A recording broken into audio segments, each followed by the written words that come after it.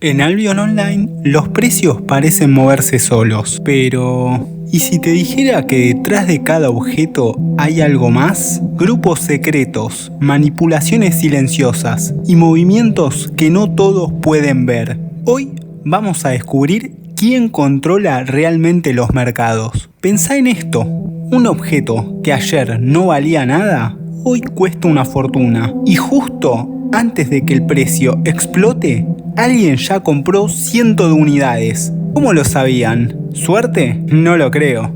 Lo que no te dicen es que algunos jugadores tienen acceso a información antes de que se haga pública. Detalles de actualizaciones que aún no han salido a la luz, modificaciones encubiertas en las reglas económicas del juego o incluso filtraciones confidenciales. Todo esto les permite adelantarse a vos y al resto del mercado. Pero una cosa está clara, saber antes significa ganar más.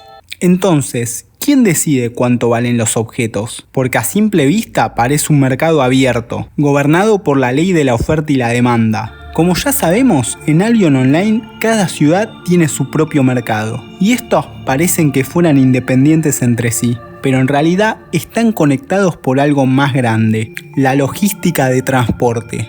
Detrás de cada precio hay jugadores que se dedican a mover bienes entre ciudades para aprovechar las diferencias del valor. Estos comerciantes en su mayoría trabajan solos, otros están más organizados y explotan el hecho de que lo que es más barato en una ciudad puede venderse más caro en otra. Y acá es donde surge la primer gran verdad. El que controla el transporte, controla los precios. Y algunos jugadores ya lo entendieron hace tiempo. Cada objeto que ves a la venta en el mercado, alguien tuvo que fabricarlo, robarlo o transportarlo. Detrás de los objetos más valiosos hay jugadores especializados en producir grandes cantidades de materiales y equipamiento. No estamos hablando de conspiraciones a gran escala, pero es cierto que algunos grupos organizados tienen un control parcial de ciertos productos. Por ejemplo, ciertas alianzas con acceso a territorios y recursos. Los materiales 8.4 son prácticamente imposibles para pequeños grupos. Además de que ellos pueden fabricar equipo a menor costo y vender de forma masiva, ajustando ligeramente los precios a su favor. Aunque no deciden todo el mercado, sí tienen la capacidad de influir en objetos clave que el resto de los jugadores necesitan, y cuando el precio de un recurso sube, es probable que ellos ya se hayan beneficiado. Por otra parte, las órdenes de compra parecen una forma muy cómoda de vender, pero en realidad es una de las herramientas más poderosas para manipular el mercado. Y te lo estoy diciendo por experiencia propia.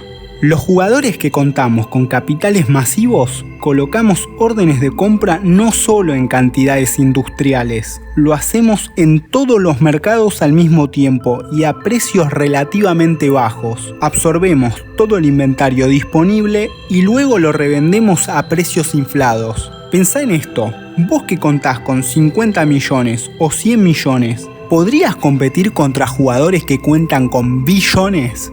Mientras vos compraste 5 o 6 artículos y estás constantemente pendiente, otros con mucha más liquidez que vos compraron 500 objetos en algunas pocas horas sin siquiera estar pendiente. Podemos pasar días y días haciendo otras actividades y luego al revisar, ¡plaf!, nos encontramos con que compramos la tienda entera con vendedor y todo. Mientras que el silver es la moneda con la que realizás la mayoría de las transacciones diarias, el oro juega un papel un poco más complejo, ya que este puede ser adquirido a través de dinero real, es decir, por dólares estadounidenses, para luego ser intercambiado por silver.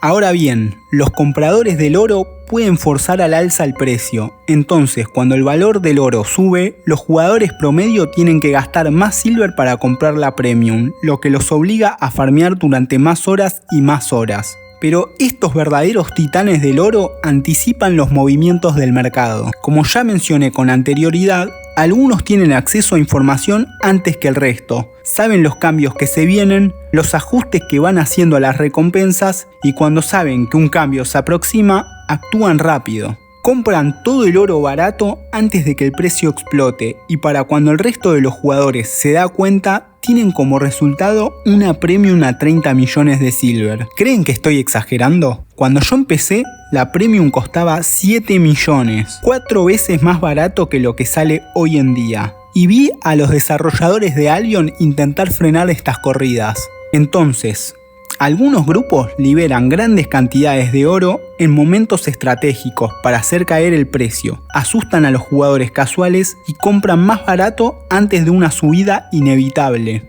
Es un sistema de psicología y especulación. Y acá vamos con la pregunta clave.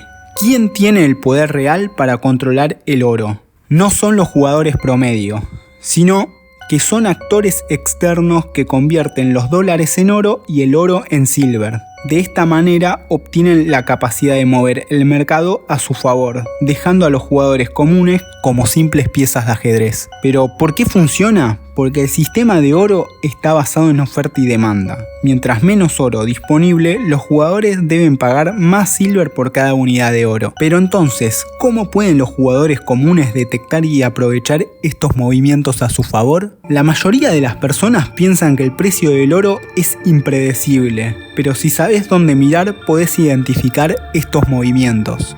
Cuando el precio del oro sube o baja de forma muy repentina y sin ninguna razón aparente, esto es señal de que alguien lo está manipulando. Usa la gráfica de precios en el juego para monitorear picos inusuales. Si el precio cambia bruscamente en horas de baja actividad, probablemente no es una fluctuación natural. Si efectivamente detectás esta subida artificial, vendé el oro antes de que el precio se estabilice. Si es una caída manipulada, comprá mientras el precio está bajo, porque lo más probable es que se recupere rápidamente. También tenés que prestar mucha atención a los anuncios oficiales por parte del juego, las notas del parche o anuncios de actualizaciones masivas. Acordate que si algo grande está por llegar, entonces el mercado siempre reacciona. Ahora nos toca hacer una mención honorífica al mercado negro. El mercado negro en Albion Online es un componente de la economía del juego que opera fuera de las transacciones tradicionales del mercado público o el mercado real. Los jugadores que participan en él buscan obtener mayores beneficios a un menor costo.